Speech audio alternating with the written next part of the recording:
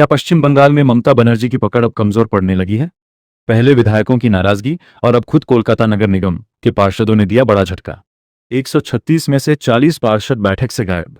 दीदी को खुद कहना पड़ा, कोई इस्तीफा नहीं देगा। आखिर टीएमसी के अंदर चल क्या रहा है?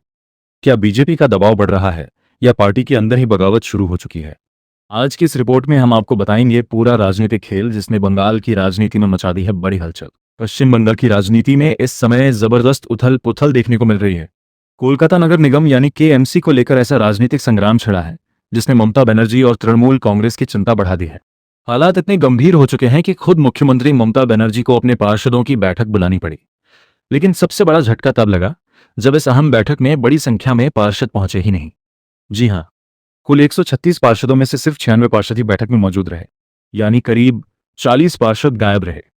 अब सवाल उठ रहा है कि आखिर यह सिर्फ अनुपस्थिति थी या फिर टीएमसी के अंदर कोई बड़ा असंतोष पनप रहा है। राजनीतिक जानकारों का मानना है कि पिछले कुछ समय से बंगाल की राजनीति में लगातार बदलाव देखने को मिल रहा है।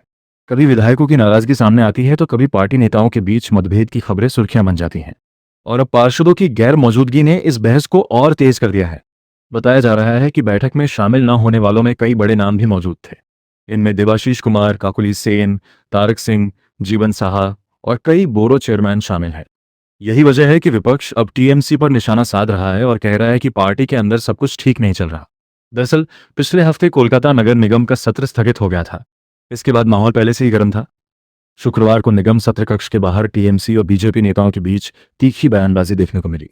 इसी बीच ममता बनर्जी ने कालीघाट स्थित अपने कार्यालय में बैठक बुलाई, लेकिन पार्षदों की कम मौजूदगी ने पूरी बैठक का फोकस बदल दिया। सूत्रों के मुताबिक बैठक में ममता बनर्जी काफी नाराज नजर आईं। उन्होंने निगम के हालात और हालिया घटनाओं पर कड़ा रुख अपनाया। ममता बनर्जी ने अपने नेताओं और पार्षदों से साफ शब्दों में कहा कि कोई भी इस्तीफा नहीं देगा।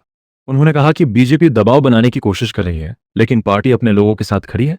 ममता ने कहा, अगर पुलिस केस करती है तो पार्टी वकील केस लड़ेंगे। सिर्फ नोटिस देकर किसी को हटाया नहीं जा सकता, उसके लिए पूरा कानूनी प्रोसेस होता है।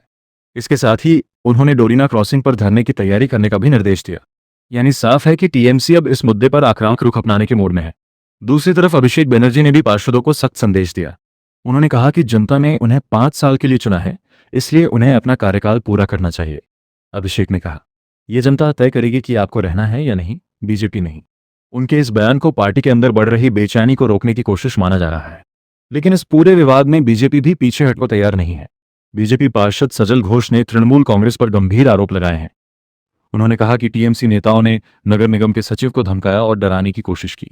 सजल घोष के मुताबिक उन्होंने कमिश्नर से मिलकर कार्रवाई की मांग की है। बीजेपी का कहना है कि निगम के अंदर लोकतांत्रिक प्रक्रिया का मजाक बनाया जा रहा है। अब इस पूरे घटनाक्रम ने बंगाल की राजनीति को और गर्म कर दिया है। एक तरफ टीएमसी इसे बीजेपी की साजिश बता रही है, तो दूसरी तरफ बीजेपी दावा कर रही है कि पार्टी के अंदर बगावत शुरू हो चुकी है।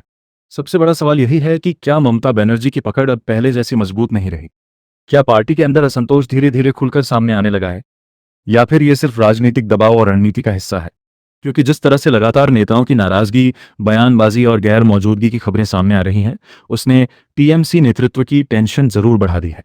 हालांकि अभी भी ममता बनर्जी खुलकर मैदान में डटी हुई दिखाई दे रही हैं। उन्होंने साफ कर दिया है कि पार्टी किसी भी दबाव के आगे झुकने वाली नहीं है।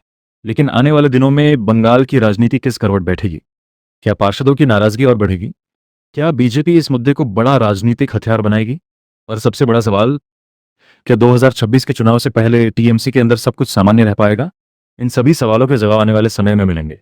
लेकिन फिलहाल इतना तय है कि कोलकाता नगर निगम का यह विवाद अब सिर्फ निगम तक सीमित नहीं रहा, बल्कि इसने पश्चिम बंगाल की राजनीति में एक नई बहस छेड़ दी है। अगर आपको यह रिपोर्ट पसंद आई हो तो वीडियो को लाइक करें, चैनल को सब्सक्राइब करें और कमेंट करके जरूर बताएं। क्या आपको लगता है कि टीएमसी के अंदर सब कुछ ठीक चल रहा है या फिर बंगाल की राजनीति में बड़ा बदलाव आने वाला है?